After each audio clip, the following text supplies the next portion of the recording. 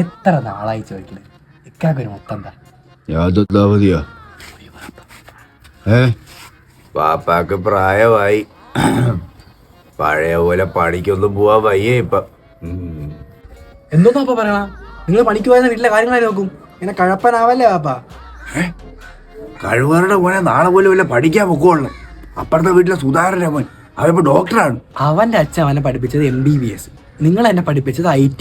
പിന്നെ ഞാൻ എങ്ങനെ ഡോക്ടറാവും? തർക്കുത്തരം പറയണം, ആണെന്നും എനിക്കറിയണ്ട.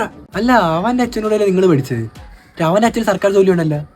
ആ സമയത്ത് നിങ്ങൾ എവിടെ ഇരുന്നു? പടച്ചോനെ പെട്ടു. വെക്കുന്ന വെടി മൊത്തം അസർത്യ മാറി കൊള്ളയടല്ല. രക്ഷപ്പെടാം മക്കളെ.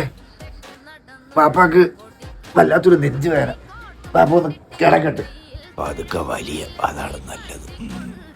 അല്ലെങ്കിൽ ആ കാര്യം ചോദിക്കുമ്പോഴത്തേക്ക് നെഞ്ചു വരെ വരും.